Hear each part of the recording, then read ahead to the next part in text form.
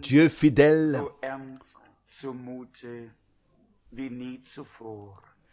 les choses deviennent pour nous de plus en plus sérieuses que jamais.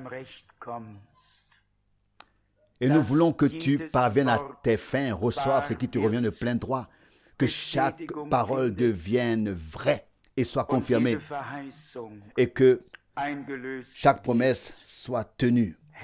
Seigneur, viens au milieu de nous comme le ressuscité, comme celui à qui tout pouvoir a été donné dans le ciel et sur la terre. Seigneur fidèle, nous sommes à ta disposition. Indique-nous le chemin que nous devons suivre et ce que tu veux que nous fassions. Montre-le nous. Tu as été si miséricordieux jusqu'à présent et tu nous as conduits sur le droit chemin à cause de ton nom. Seigneur, nous sommes arrivés à un point où nous voulons t'expérimenter, te voir, te sentir, t'entendre, te voir. Dieu fidèle, bénis tous ceux qui sont déjà venus et ceux qui sont encore en route. Seigneur, sois miséricordieux envers nous, vraiment miséricordieux de la richesse de ta grâce. Fais-ta connaître à nous. Nous t'en remercions. Au nom de Jésus. Amen.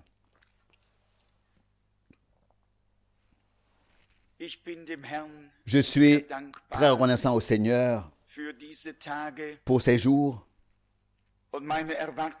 et mon attente monte toujours plus haut.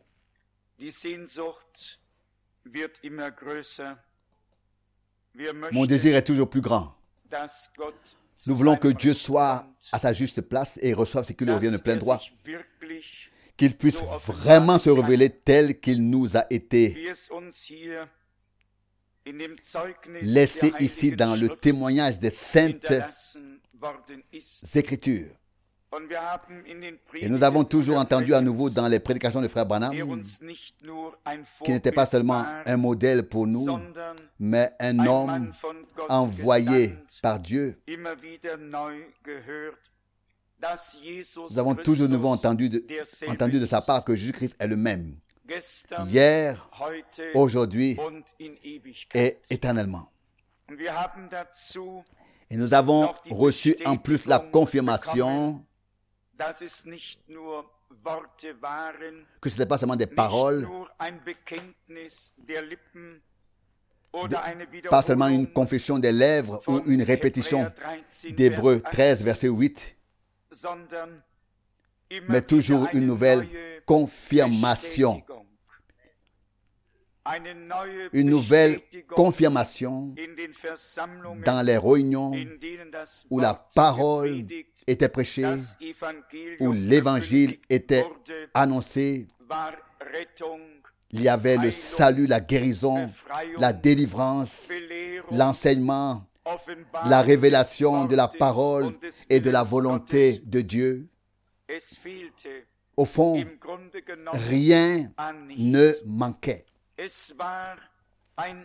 Il s'agissait d'un ministère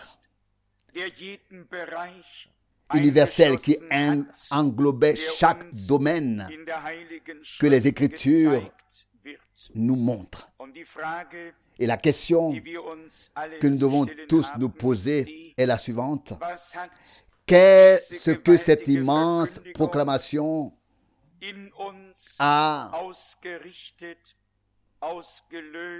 déclenché, produit, provoqué en nous? Je l'ai déjà dit les années précédentes, c'est une chose de bien classer le ministère prophétique, mais c'est une autre chose que nous, en tant que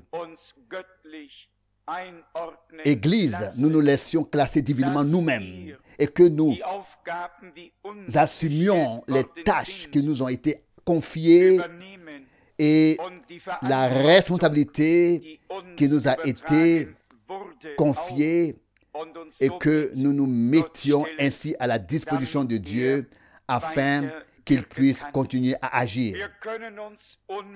Il nous est impossible de nous contenter de la seule proclamation, de nous contenter de la prédication. Non, la parole nous a laissé des promesses et notre foi y est ancrée. Nous avons une espérance légitime, oui, voire un droit à ce que tout ce qui est écrit trouve aussi son accomplissement.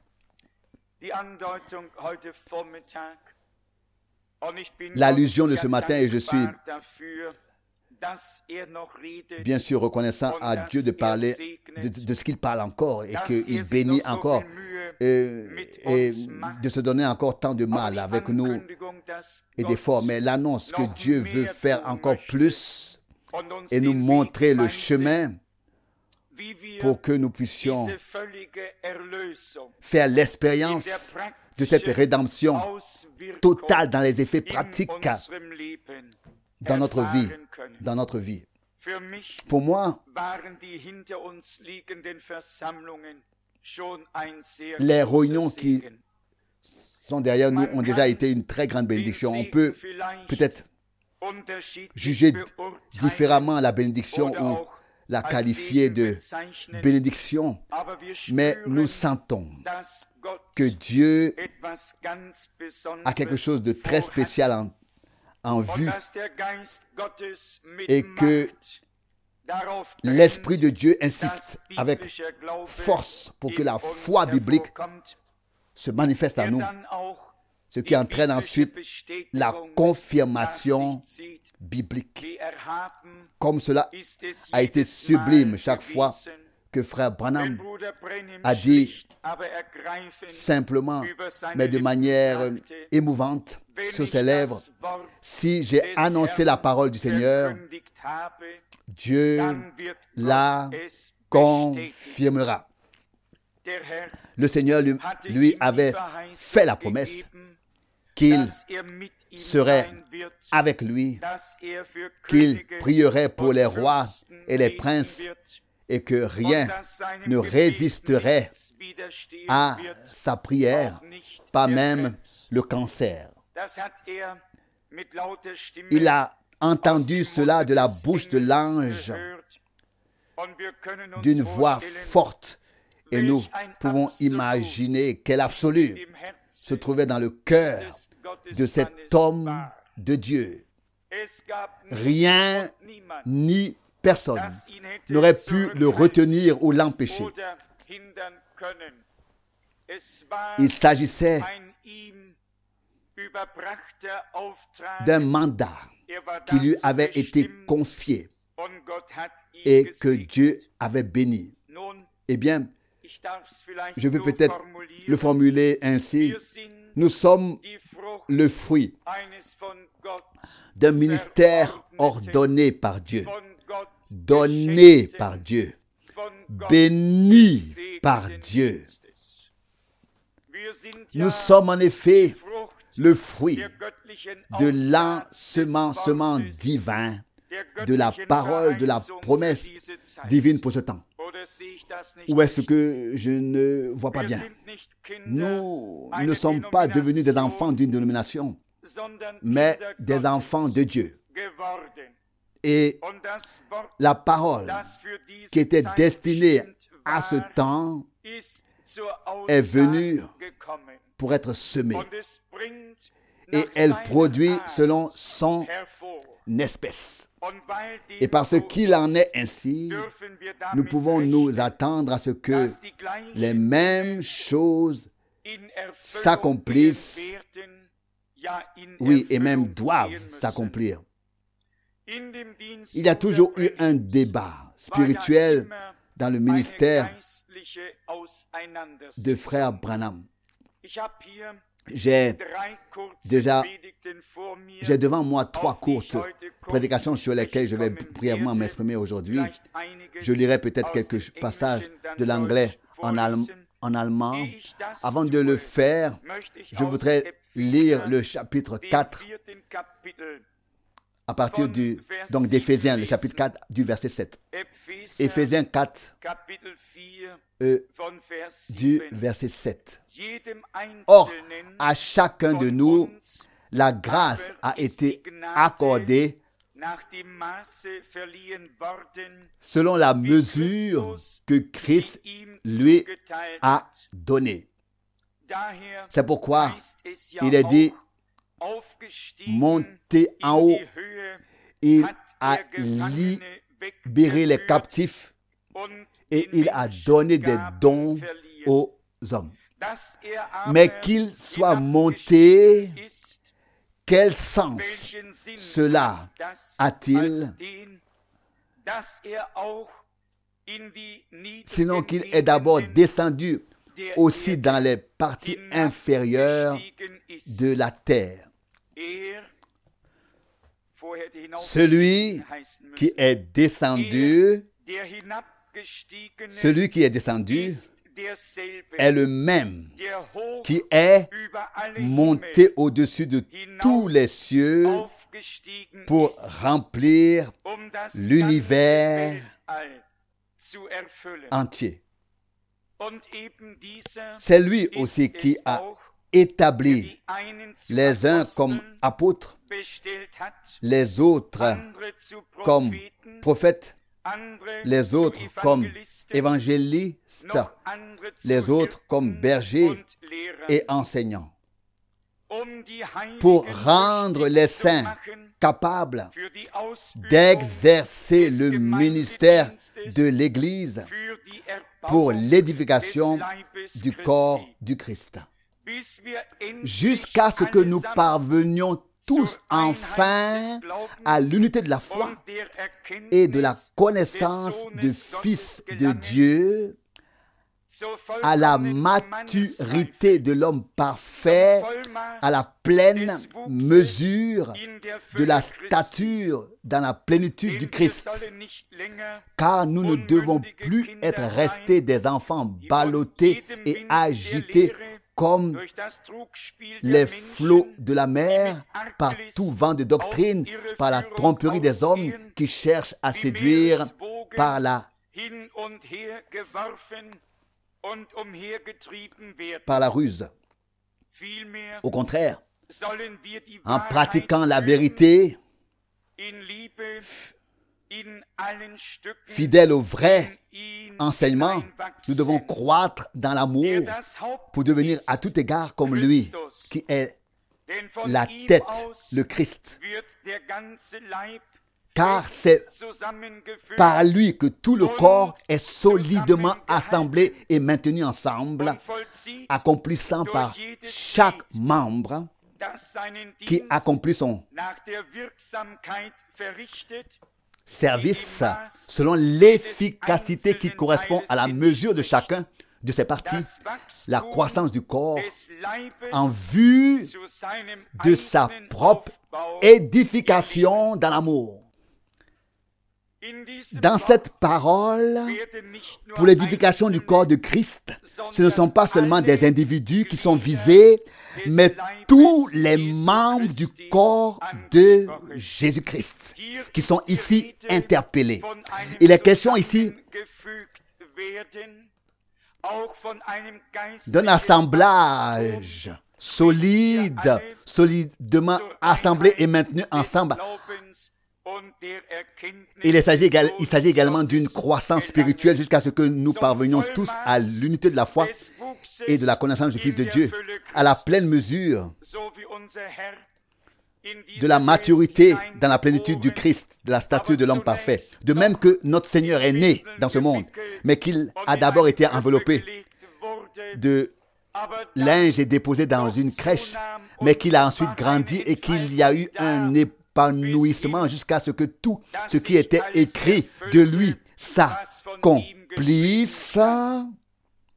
De même, si nous sommes nés de Dieu, nous devons nous aussi connaître une connaissance spirituelle. Nous ne devons pas dépérir. Dieu veut faire en sorte que nous soyons des arbres plantés près de cours d'eau et que nous progressions dans la foi. Chacun individuellement. J'avais suggéré que Frère Branham avait parlé des démons qui empêchent les gens d'aller de l'avant, les dominent et ne les libèrent pas, ne les laissent pas libres. Et si nous annonçons l'évangile avec toute la puissance de Dieu et que le résultat n'est pas ce qu'il devrait être, alors la faute n'est pas à Dieu, pas à sa parole, pas dans son sang, pas dans son esprit. La faute doit être alors ailleurs. Alors l'ennemi ne veut pas abandonner son droit. Il veut alors continuer à exercer son influence et cela ne doit pas être le cas, n'a pas le droit d'être. Dans la présence de Dieu, nous voulons être soumis à l'influence divine entièrement. Et tout ce qui veut influencer de droite ou de gauche notre vie, nous devons le rejeter et être sous cette influence divine. Ici, dans cette prédication, il dit, il y a des démons qui entrent dans l'âme de l'homme. Faisons maintenant la distinction, s'il vous plaît. Il y a des démons qui provoquent des maladies. Toute maladie qui vit en soi vient d'un démon. Ce n'est pas l'homme qui est visé ici, qui est interpellé ici, mais la chose elle-même, dans ce cas, la maladie. Cela aussi, Frère Branham l'a dit très clairement. Toute maladie qui vit en soi, qui a de la vie en soi et qui se répand autour d'elle, où elle est dévore et se propage, c'est un démon. Il dit littéralement que c'est une vie étrangère qui vise à détruire notre vie et qui ne peut donc pas être de Dieu. Car tout ce qui vient de Dieu va tendre la main et donner de l'aide, mais pas détruire. Il est dit ici, pensez qu'un tel démon entre dans l'âme. C'est quelque chose qui tourmente l'âme. Nous devons tout simplement être réels avec nous-mêmes et nous demander s'il y a quelque chose qui nous tourmente ou si nous avons réellement fait l'expérience de la liberté totale qui nous a été offerte par Golgotha. Il est écrit de notre Seigneur et de son ministère qu'il a secouru tous ceux qui étaient surmontés par le diable. Oui, son ministère a consisté principalement à chasser les démons et à libérer les gens. Ensuite, le salut et la guérison n'étaient plus très loin. Dès l'instant où les démons s'éloignaient et quittaient les hommes, le salut et la guérison étaient une chose décidée par Dieu. Ces personnes n'avaient plus besoin d'attendre leur guérison et leur salut. Combien de fois le Seigneur, lorsqu'il rencontrait des aveugles, des muets ou des personnes quelconques, chassait-il simplement le démon?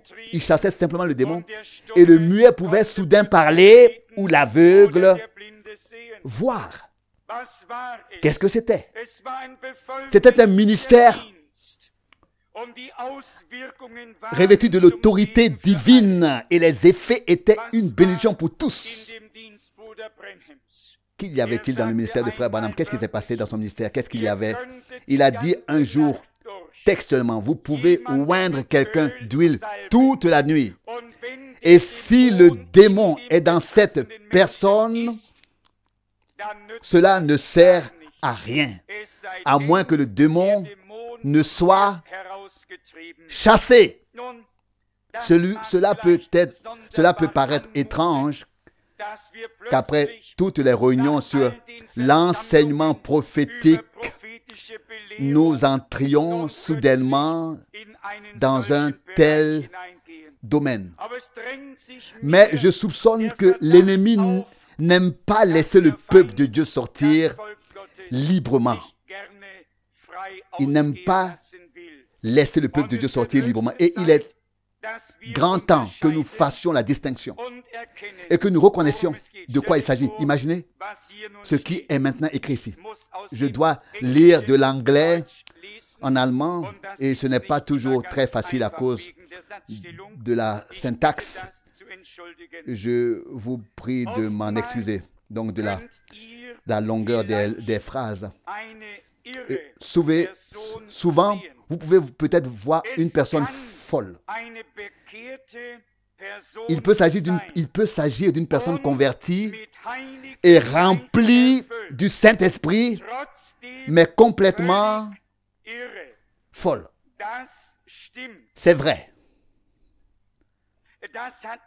Cela n'a rien à voir avec l'âme. C'est un tourmenteur ou un tourmenteur. Quel que soit le tourmenteur, peut-être mieux de dire tourmenteur, oui, quelque chose qui tourmente la personne concernée.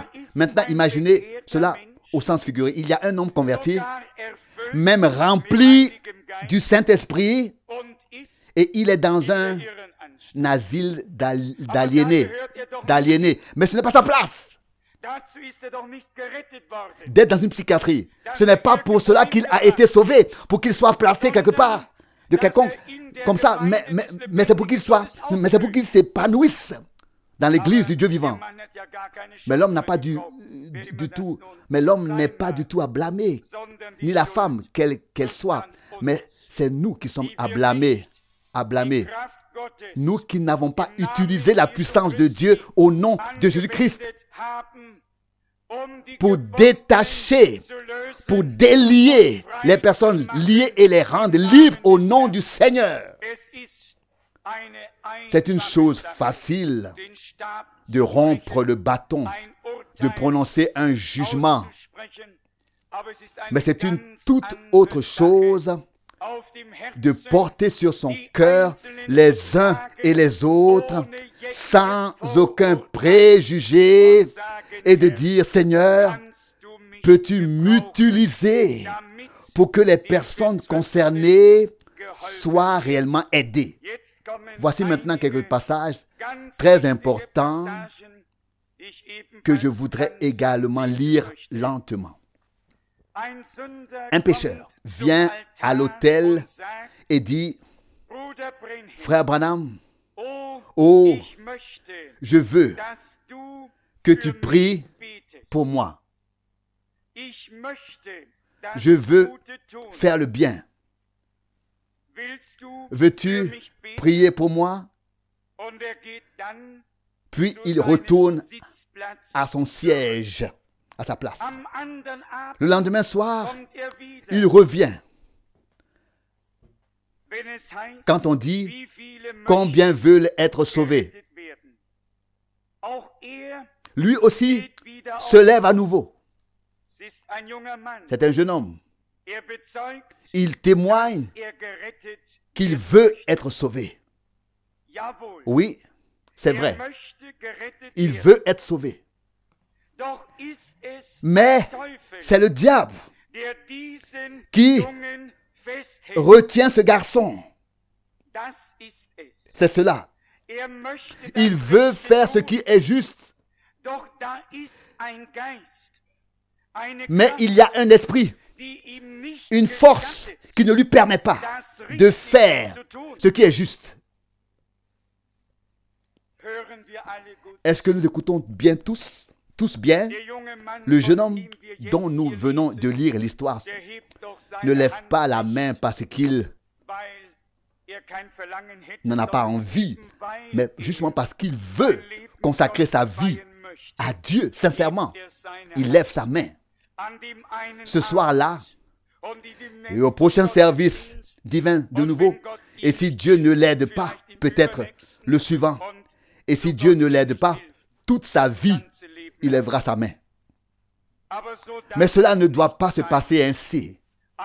Un homme qui souhaite être interpellé par la prédication et consacrer sa vie à Dieu a le droit que nous venions à son secours et le libérions, et cela au nom du Seigneur. Il est facile, je le répète, d'émettre un jugement et de dire il n'est pas comme il devrait être, ou bien il fait ceci, ou bien il fait cela. Il vaudrait mieux que nous ayons une compassion intime et que nous comprenions qu'au fond, chaque frère et chaque sœur veut faire ce qui est juste et veut servir Dieu de tout son cœur. Et pourtant, il y a quelque chose d'étrange qui ne leur permet pas de servir le Seigneur en toute liberté. Il est dit ensuite, citation, mais, alléluia, il en sera autrement. Il n'est pas étonnant que Dieu l'ait toujours prouvé. Dieu n'a pas seulement dit, guérissez les malades. Le Christ a tout fait pour nous lorsqu'il est mort pour nous. Je ne peux sauver personne. Et aucun de vous non plus ne peut sauver quelqu'un. Mais Dieu le peut. Mais Dieu ne peut pas vous sauver. Il vous a déjà sauvé. Il vous a déjà sauvé. Ici, nous sommes mis en relation avec l'œuvre accomplie de Dieu. Il poursuit. La seule chose que vous ayez à faire, c'est de l'accepter. C'est mis à disposition. Je n'ai pas été sauvé il y a 20 ans. J'ai été sauvé il y a plus de 1900 ans. Mais il y a environ 20 ans, j'ai accepté mon salut. Nous avons parlé. C'est une œuvre accomplie de Dieu en Jésus-Christ, notre Seigneur, sur la croix à Golgotha. Il est dit plus loin, s'il n'en était pas ainsi, Dieu aurait dû me condamner ou me punir et me balayer de la terre après que j'ai commis le premier péché. Car Dieu ne pouvait pas tolérer le péché. Mais il a fait la promesse. J'ai aussi été guéri déjà il y a plus de 1900 ans. Mais je l'ai accepté maintenant. Alors, nous devons comprendre qu'il s'agit d'une œuvre achevée, accomplie de Dieu. Et je l'ai comparé de temps en temps à l'œuvre de la création. Savez-vous que depuis la création, Dieu n'a plus rien Dieu n'a plus rien fait du tout dans la création. Il a achevé toute la création le 7e jour, puis il s'est assis et Dieu s'est reposé de tout ce qu'il avait créé. Il n'a plus rien fait du tout depuis lors. Depuis lors, tout ce qu'il a créé se déroule dans l'harmonie et l'ordre divin qu'il a attribué à toute la création. Nous lisons de Jésus, notre Seigneur, après avoir tout vaincu, après avoir désarmé les puissances et triomphé d'elles, il s'est assis à la droite de la majesté de Dieu. Et il attend désormais que tous ses ennemis soient mis sous son marchepied. Il s'agit d'une œuvre de rédemption achevée, accomplie, et tout a été placé sur le fondement de la foi. D'une part, comme le Créateur a tout ordonné pour toute la création, de même, le Rédempteur a tout ordonné pour les racheter. Et si en tant que rachetés, nous nous laissons insérer dans ce plan de rédemption de Dieu, alors vous verrez avec quelle fluidité, quelle puissance, quelle gloire le Rédempteur peut promouvoir et bénir son œuvre accomplie par et dans les rachetés. Il est également écrit ici, citation, la seule chose, et écoutez-le, dit maintenant un prophète de Dieu, et si je ne me trompe pas, le plus grand qui ait jamais vécu sur la terre. Écoutez ce qu'il dit de lui-même. La seule chose qui m'a empêché d'être sauvé quand j'avais 12 ans, il y a eu un esprit qui m'a entouré. Avez-vous tous entendu? Nous n'avons pas seulement affaire à nous-mêmes, à des circonstances ou à des hommes de chair et de sang, mais aux princes et aux puissances qui règnent dans les airs, mais qui veulent exercer leur influence sur la terre. Il est encore dit ici, attendez encore un instant.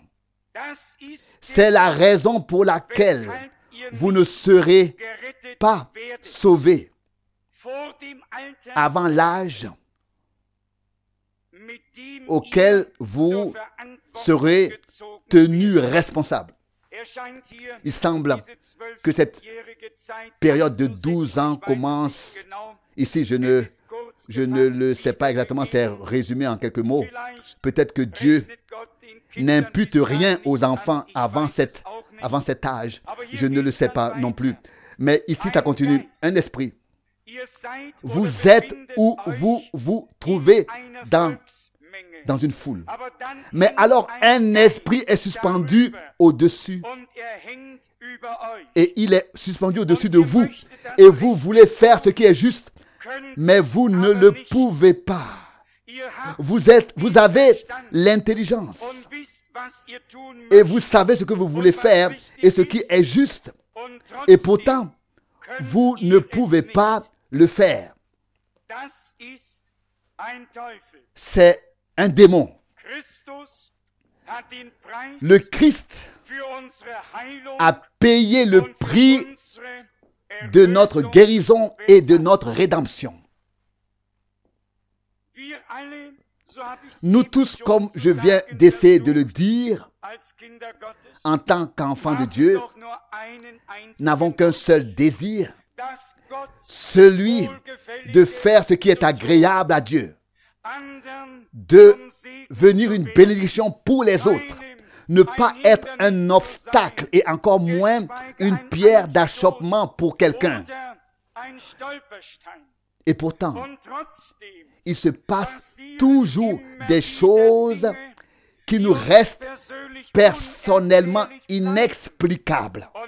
Et nous devons toujours faire la distinction. Ce n'est pas le frère ou la sœur. C'est l'ennemi qui veut entraver, qui veut empêcher, arrêter, qui veut confondre. C'est pourtant, c'est sa tâche principale. Et il comprend très bien son job, son travail. Il a une si longue expérience dans ce domaine. Mais c'est justement pour cela qu'il faut faire la différence. Qu'est-ce qui se passe ici? Est-ce que l'on bâtit? Est-ce qu'on édifie? Est-ce que l'on encourage? Est-ce que l'on bénit? Ce qui est fait, ce qui est dit, ce qui est pensé. On doit toujours se poser la question. Il faut toujours se poser la question. Qui me motive à dire, à penser, à faire? Qui m'incite à faire ceci ou cela? Et si nous sommes suffisamment réalistes avec nous-mêmes, nous évaluons les coûts et pas seulement cela. Évaluons ce qui se passe, ce que cela produit et pas seulement cela. Mais nous nous posons la question, qu'est-ce qui a été créé par ce que j'ai fait? Qu'est-ce qui s'est passé après ce que j'ai dit, après ce que j'ai fait? Est-ce que cela a aidé les gens? Ont-ils été rapprochés du Seigneur ou arrêtés, empêchés? Arrêtés. L'Esprit de Dieu nous poussera toujours à bénir, non pas pour nous arrêter les uns les autres ou nous empêcher d'aller de l'avant, mais pour nous servir les uns les autres avec le don que Dieu nous a donné. Une édification spirituelle, un progrès, une croissance dans le corps du Seigneur se produiront et seront enregistrés quand les choses viennent de Dieu. Vient maintenant les références à l'ordre de mission. Eh bien, nous y voilà. Préparez-vous. Il a ordonné à son Église de chasser les démons. Et voilà. En mon nom, ils chasseront les démons. Vous ne guérirez personne. Mais vous chasserez les démons. Et ainsi, les gens pourront accepter leur guérison. Car elle a déjà eu lieu. C'est vrai. Qui nous empêche d'être sauvés? Qui? Le salut est déjà arrivé. Qu'est-ce qui nous empêche d'être guéris? La guérison est déjà là, déjà à l'époque, autrefois, où des centaines d'années se sont écoulées avant que Christ notre Seigneur ne meure sur la croix à Golgotha. Le salut et la guérison, le salut complet, total et la rédemption complète et totale sont donc là pour nous. L'ennemi de notre âme et en même temps l'ennemi de Dieu veut nous empêcher de nous approcher suffisamment de Dieu pour que la foi puisse devenir une puissance de Dieu. Et puis vient l'influence où il dit: tu n'y arriveras pas, tu as déjà essayé plusieurs fois et regarde donc les autres. De toute façon, tu n'y arriveras pas. Et voilà qu'on abandonne. Et l'ennemi n'a fait que murmurer un peu ici, un peu et là dans les pensées. Et Dieu est attristé parce que nous ne lui avons pas accordé une foi totale et que nous ne l'avons pas honoré par la foi et l'obéissance et que nous avons laissé le diable être un menteur.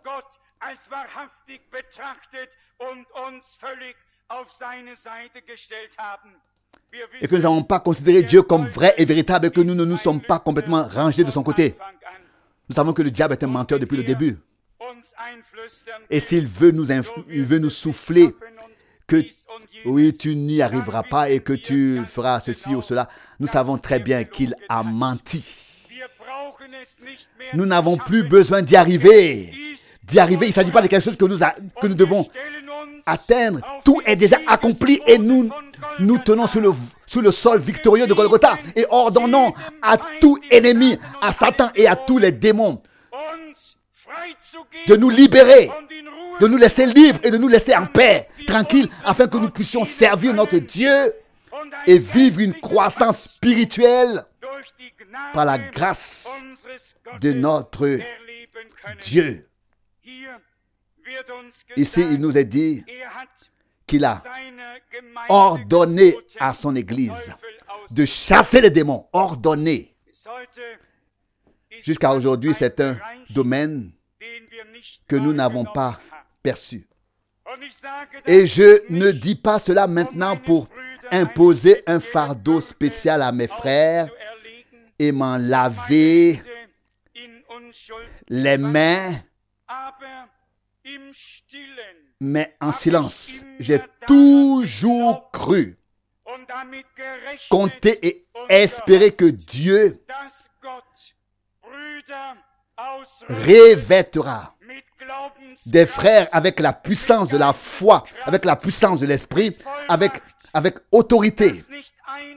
Que ce n'est pas un seul qui fait tout, mais que le corps, qui est composé de nombreux membres, peut tout assumer à travers les différentes tâches confiées à l'Église ou que les différents services peuvent assumer toutes les tâches ou que les différents services peuvent assumer toutes les tâches qui ont été confiées à l'Église. Et je voudrais le répéter aujourd'hui très clairement. Je le crois toujours encore. Je crois que Dieu n'a pas un système d'un seul homme qui devrait tout faire tomber sur un seul, mais la responsabilité qui m'a été confiée était quand même de transmettre ce que Dieu nous a confié. Il ne m'a pas été dit que je devais enseigner et être évangéliste, prophète et apôtre, et que je devais tout percevoir, mais que je devais prêcher, proclamer sa parole. De cette proclamation de la parole pleinement rétablie doit naître une église du Nouveau Testament pleinement rétablie, revêtue, dotée de la puissance de l'Esprit Saint et à faire trembler les démons. À faire trembler les démons. Car ils sont vaincus. Qu'en est-il de notre foi? En fait, parmi les soi-disant croyants, et peut-être même parmi les croyants, les soi-disant croyants et croyants, il y a beaucoup plus de gens qui croient à la puissance de Satan qu'à la toute puissance de Dieu. Parmi les soi-disant croyants et les croyants, combien de fois parle-t-on de la puissance du diable? Combien de fois on parle du diable? Et si nous pouvions inverser cela pour une fois et parler du fait que Dieu est tout puissant et que le langage de la Bible est qu'il a vaincu tous les ennemis, qu'il les a désarmés et qu'il a triomphé d'eux sur la croix. S'il y a des ennemis, alors ce sont des ennemis vaincus auxquels notre Seigneur a déjà eu affaire. La tâche que nous devons assumer est une partie intégrante de l'ordre de mission qui demeure au début à la fin dans sa version originale. Et frères, permettez-moi de le dire clairement aujourd'hui. à moins que nous ne relevions le défi de l'heure et que nous comprenions que nous avons assumé des tâches et des responsabilités afin que Dieu puisse nous mettre à sa disposition pour accomplir à travers nous ce qu'il a promis dans sa parole. Rien ne vient de soi-même. Et premièrement, nous devons reconnaître ce que Dieu veut faire. Deuxièmement, nous devons reconnaître qu'il veut le faire ensuite à travers nous. Pas seulement reconnaître ce que Dieu veut faire. Il y a suffisamment de gens qui disent « Oui, je sais que Dieu va faire de grandes choses. » Et c'est toujours la même musique d'avenir bien connu. Et nous ne pouvons plus nous en contenter et nous en satisfaire. Jésus-Christ est toujours le même aujourd'hui. Cette génération nous a montré que toutes les promesses sont oui et amen. Qu'en est-il de ma foi et de ta foi? Qu'en est-il des œuvres qui doivent suivre ceux qui ont cru, qui doivent suivre cette foi? Ceux qui ont cru. Notre Seigneur a dit, ceux qui croient en moi feront même les mêmes œuvres que j'ai faites. Il n'est pas écrit au singulier, mais au pluriel, s'adressant aux croyants. Voici les œuvres. Donc, ceux qui croient en moi, voilà les œuvres qui accompagneront ceux qui auront cru. Ceux qui croient en moi, ces signes les accompagneront. Et ensuite, tout le récit est énuméré dans Marc. Le Seigneur Dieu a-t-il dit la vérité? Bien-aimés, nous n'avons pas besoin de courir après les choses. Si nous voulions courir après les miracles et les signes, ils ne pourraient plus nous suivre. Non, nous suivons le Seigneur et nous sommes suivis et ce qu'il nous a promis nous accompagne. Nous sommes suivis par ce qu'il nous a promis. Déjà, par l'intermédiaire du prophète Ésaïe, il faisait dire déjà, l'Éternel marchera devant vous. Et la gloire de l'Éternel sera votre arrière-garde. C'est écrit dans Ésaïe. Qu'est-ce que c'était? Il marche devant nous. Et ce qu'il fait, lui, nous accompagne. Et nous suit parce que nous le suivons. Apprenons de cette leçon de l'après-midi que le Seigneur Dieu veut maintenant avoir à la fin une église agréable, qui soit un seul cœur et une seule âme. Une église qu'il a appelée lui-même à sortir, qu'il a purifiée et qu'il a sanctifiée. Une église qui lui appartient, qui est sa propriété et qui est à sa disposition, dotée, revêtue de tout ce qu'il a promis. J'avais écrit dans une lettre séculaire en allemand ou en anglais, je ne le sais plus exactement, mais que Christ ne peut revenir que lorsque la restauration a eu lieu ou a été achevée et que tout a été rétabli comme c'était au commencement. Qu'est-ce qui nous retient? Nous avons entendu la pure et précieuse parole de Dieu pendant tant d'années. Jusqu'où Dieu a-t-il pu aller avec nous? Où en sommes-nous spirituellement? Quel progrès avons-nous fait? Bien-aimés, le Seigneur veut faire ces jours-ci, non pas, mais plusieurs. Il veut faire plusieurs pas en avant avec nous. Il veut faire ces jours-ci, Nous devons réaliser à nouveau qu'il ne s'agit pas seulement de révélation et d'enseignement, mais que l'Église qui a été enseignée et qui a reçu la révélation de Jésus-Christ pourrait devenir elle-même maintenant un lieu de manifestation de la puissance du Dieu vivant ici-bas, pour qu'elle cesse d'être ridicule, mais que Dieu puisse se glorifier à travers les hommes qui croient en lui et lui font confiance. Si nous croyons, comme l'ont dit les Écritures, des fleuves d'eau vive couleront.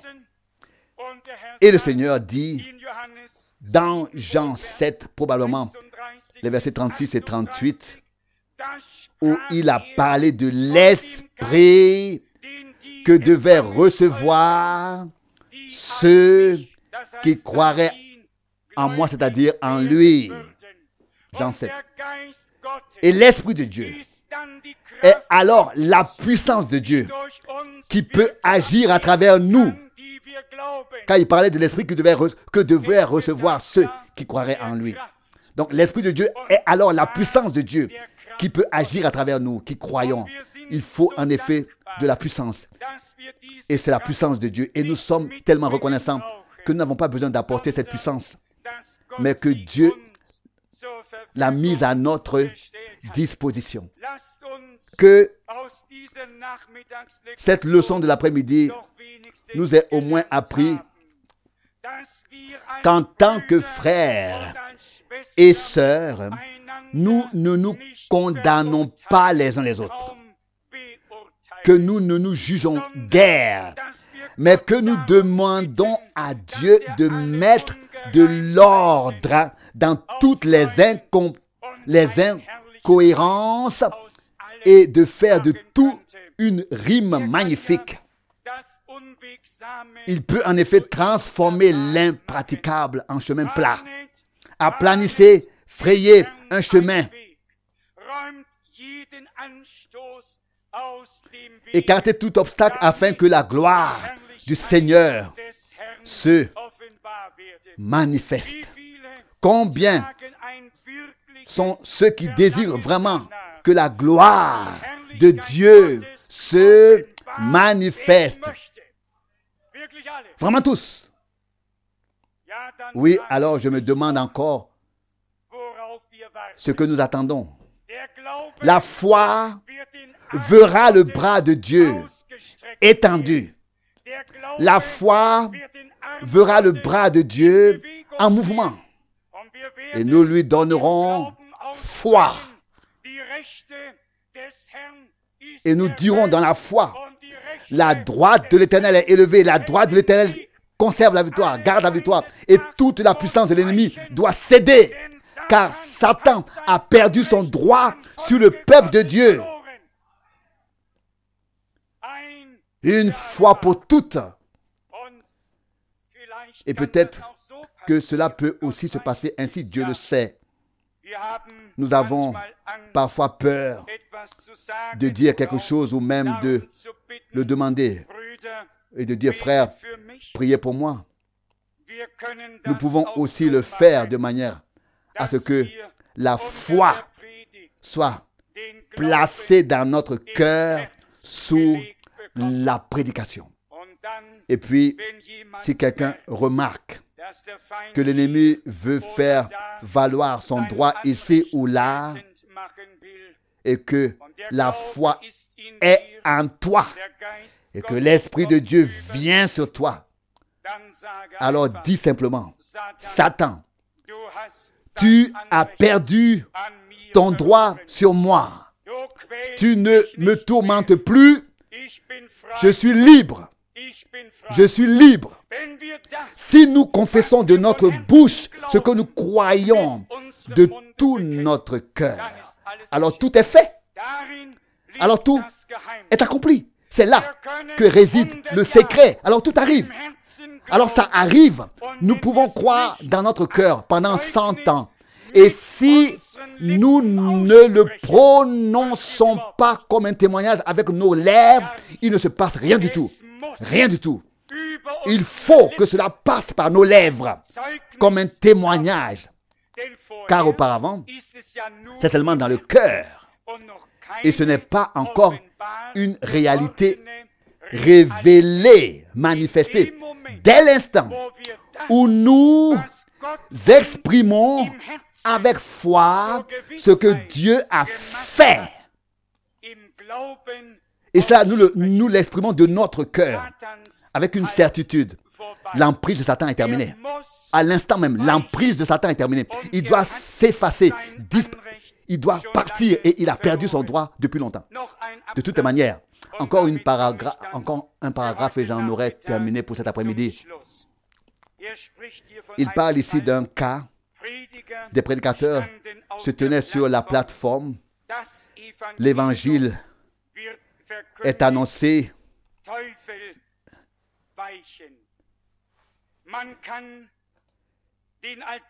Et des démons sont chassés. On peut donner l'appel à l'autel et les gens viennent dans leur état et disent « Je veux être sauvé ». Il n'a pas sauvé un homme. Il a chassé le diable de lui, de cette personne, et la personne concernée a reconnu qu'elle était sauvée. Et la personne a accepté son salut et son salut. C'est effectivement le diable qui nous retient de n'avoir pas encore reçu les bénédictions mises déjà à notre disposition.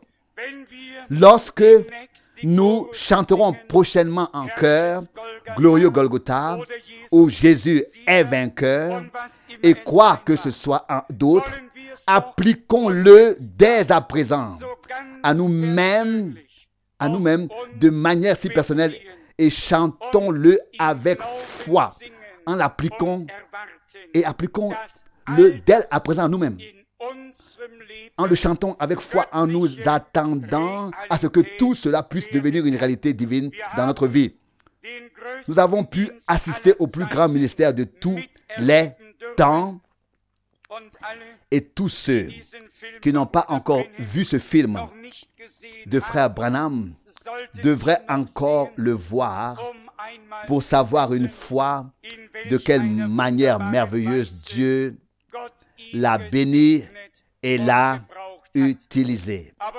Mais ce n'est pas pour que nous admirions l'homme de Dieu, mais pour que nous comprenions que le Seigneur a envoyé un message que nous croyons afin de nous placer nous aussi dans la présence de Dieu et de faire de nous aussi des personnes qui marchent dans ses voies et dans sa volonté, qui sont à sa disposition et qui peuvent devenir quelque chose qui sert à sa louange et à sa grâce glorieuse. J'aspire à cela. Vous tous aussi? Alors Dieu le donnera par grâce. Loué et exalté soit son saint nom. Amen. Levons-nous et prions. Père céleste, mon cœur est ému et je te remercie de nous parler de diverses manières, oui, de multiples manières de nous parler. Tu veux éclairer ton chemin sous tous les angles et nous indiquer les obstacles et les difficultés possibles. Seigneur, nous avons besoin de toi plus que jamais. Nous savons que la dernière étape du chemin est devant nous et que tu veux te révéler une fois de plus dans ta puissance et ta gloire. Seigneur fidèle, Fais-moi prendre conscience de mon état. Seigneur, place-moi dans ta lumière. Fais-le avec nous tous, pour nous tous. Fidèle Sauveur, puisse ton esprit prendre possession de nous. Oui, que nous soyons placés directement sous la conduite, la direction de ton esprit, car c'est ainsi que c'est écrit. Tous ceux qui sont conduits par l'Esprit de Dieu sont fils de Dieu. Seigneur, alors nous serons conduits dans la paix et la bénédiction. Sur tous nos chemins, il y aura la paix et la bénédiction. Seigneur bien-aimé, ensemble, nous te prions. Fais-nous reconnaître où des esprits quelconques veulent faire valoir leurs droits. Seigneur, nous nous plaçons sous ton sang, sous ta parole, sous ton esprit, et nous croyons à la rédemption de nos âmes, à la libération de notre esprit et à la guérison de notre corps. Que Satan s'éloigne, quitte le peuple de Dieu, car nous sommes libres au nom de Jésus-Christ, par l'œuvre de rédemption accomplie à Golgotha. Fidèle Sauveur,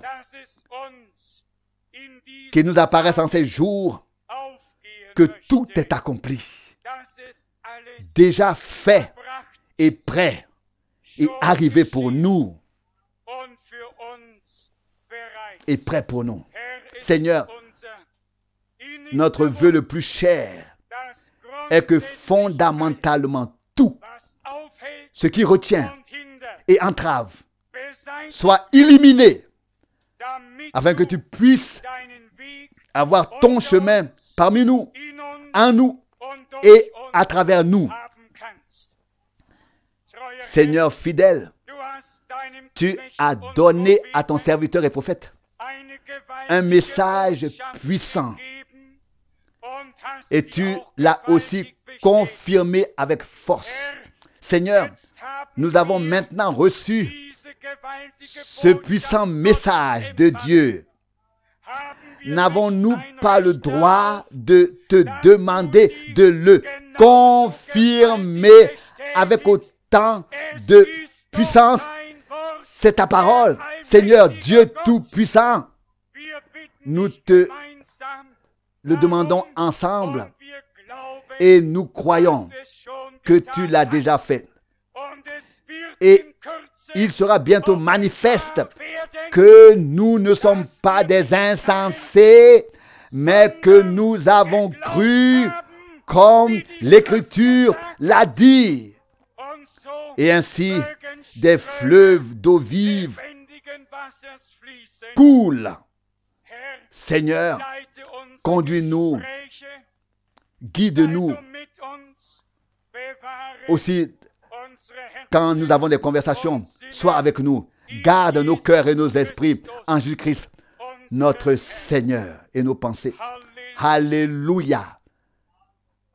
Alléluia. Gloire à Dieu. Alléluia, alléluia.